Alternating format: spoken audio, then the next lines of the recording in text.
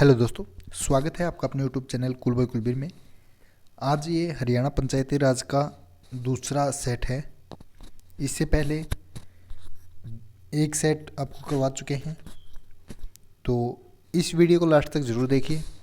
आपके आने वाले एग्ज़ाम ग्राम सचिव में ये वीडियो काफ़ी काम आने वाले हैं। जो क्वेश्चन बन रहे हैं पंचायती राज से वो सभी हम करवाने वाले हैं इन वीडियो में। तो 6 से 7 हमारी ये वीडियो होंगी, तो इनको आप ज़रूर देखिए, आने वाले एग्ज़ाम के लिए काफ़ी इम्पोर्टेंट है। और चैनल के साथ नए जुड़े हैं तो चैनल भी सब्सक्राइब कर लीजिए। साथ ही सेट के एग्ज़ाम की तैयारी कर रहे हैं तो उसके लिए भी हमने प्रैक्टिस सेट चला रखे हैं। 7 प्रैक्टिस सेट हम आपको करवा चुके हैं जो कि आपको काफ़ी पसंद आ रहे हैं। उनको देख लीजिए, डिस्क्रिप्शन बॉक्स में मैं उनका लिंक डाल दूँगा प्लेलिस्ट का, वहाँ से उनको देख लीजिए। उनकी PDF चाहिए तो टेलीग्राम ग्रुप का लिंक भी दे दूँगा, वहाँ से आप टेलीग्राम ग्रुप ज्वाइन कर सकते हैं। ठीक है, तो ज़्यादा समय ख़राब नहीं करेंगे। हरियाणा पंचायती राज से संबंधित क्वेश्चन है, जो महत्वपूर्ण क्वेश्चन है वही हम आपके लिए लेकर आए हैं। पहले 2 पेज हम पहली वीडियो में हम करवा चुके हैं, तो ये दूसरा वीडियो है इसका, यहाँ से आप देख सकते हैं। देखिए, सबसे पहला क्वेश्चन क्या है, पंचायती राज अधिनियम की किस धारा का संबंध ग्राम पंचायत में पंच तथा सरपंच के पद अनुसूचित जाति, पिछड़े वर्ग व महिलाओं के लिए आरक्षण से संबंधित है? तो महिलाओं के आरक्षण से संबंधित है धारा 9। ठीक है, इंपॉर्टेंट है, याद रखिए। धारा 9 जो है वो किससे संबंधित है?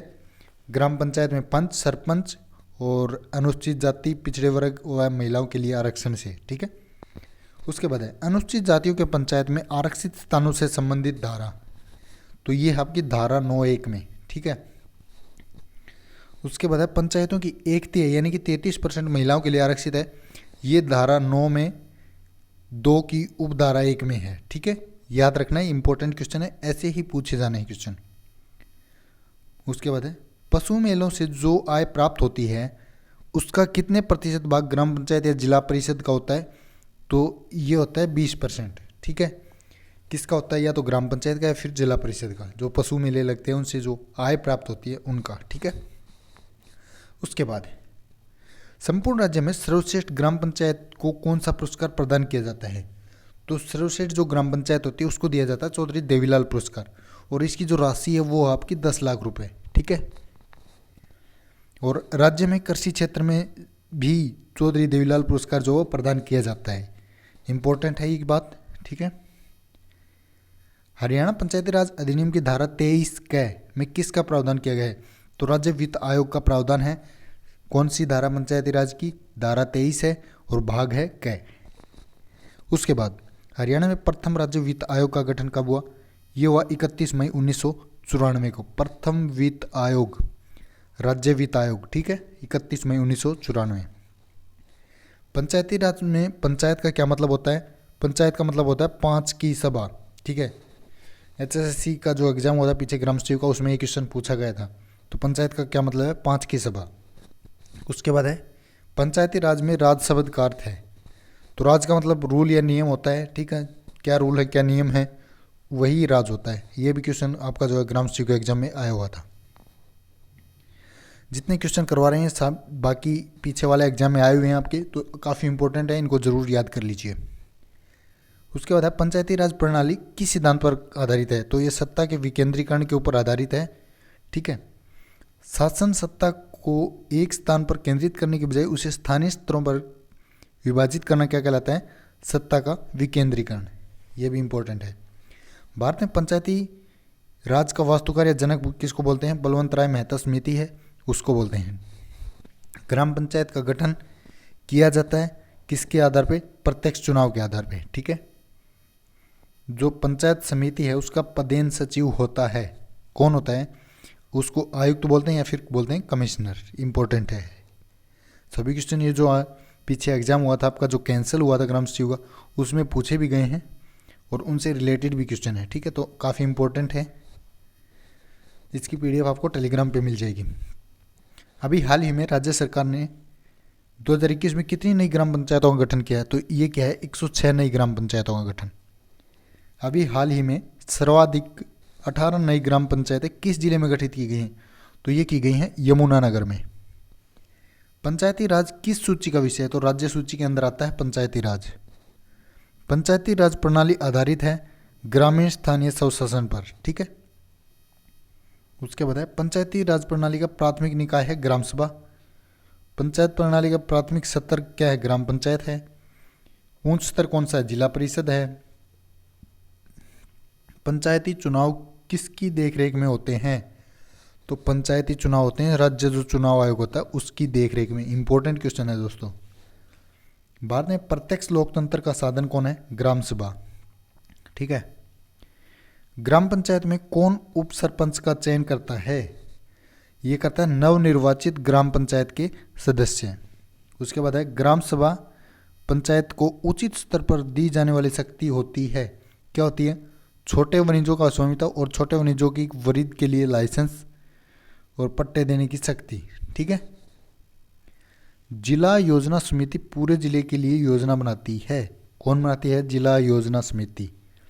पंचायती राज को लोकतांत्रिक मार्ग किसने कहा है? ये कहा है ओपी वर्मा ने। क्या कहा है? लोकतांत्रिक मार्ग। पंचायती राज के पीछे का मुख्य उद्देश्य है विकेंद्रीकरण की शक्ति। पंचायती राज किस प्रकार की विधि है? तो ये है शासन विधि। ठीक है, शासन विधि। पंचायती समिति की अनुशंसा किसने की थी? अशोक मेहता समिति ने 1977 में की थी। 1977 में जनता दल ने पंचायती राज में सुधार के लिए किस समिति का गठन किया? अशोक मेहता समिति का सुधार के लिए किया था। इंपॉर्टेंट है। उसके बाद है त्रिस्तरीय पंचायती राज। ग्राम स्तर पर ग्राम पंचायत, खंड या ब्लॉक स्तर पर पंचायत समिति और जिला स्तर पर जिला परिषद का सुझाव दिया था। किसने? जो बलवंत राय मेहता समिति थी 1957 की, उसने। ठीक है, और जो द्विस्तरीय है ये दिया था अशोक मेहता समिति 1977 ने, जिला परिषद या मंडल पंचायत। ठीक है, जिले की योजना को बुनियादी इकाई बनाने व नियमित चुनाव करने का सुझाव दिया जाता था। कौन सी समिति में? 1985 जीवी के राव की समिति थी उसमें। ठीक है, पंचायतों को संवैधानिक दर्जा प्रदान करने व उनकी वित्तीय संसाधन सौंपने की सिफारिश की थी जो LM सिंघवी समिति थी 1986 में हुई उसने।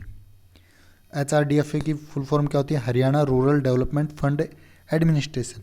इंपॉर्टेंट है, पूछा जा सकता है। उसके बाद पंचायती राज की बात करते हैं। यहाँ पे स्थानीय स्वशासन। देश में स्थानीय स्वशासन की परिकल्पना स्थापित करना महात्मा गांधी का सपना था।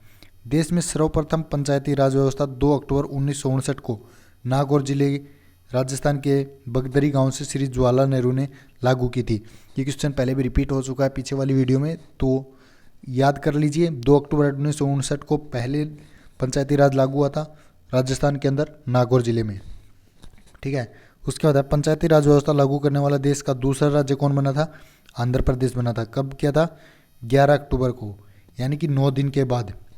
2 को यहाँ पे 2 फिर किया 9, याद रखना है। सॉरी 9 ऐड कर दिया 11, तो 11 अक्टूबर 1959 को पंचायती राज व्यवस्था लागू कर दी गई।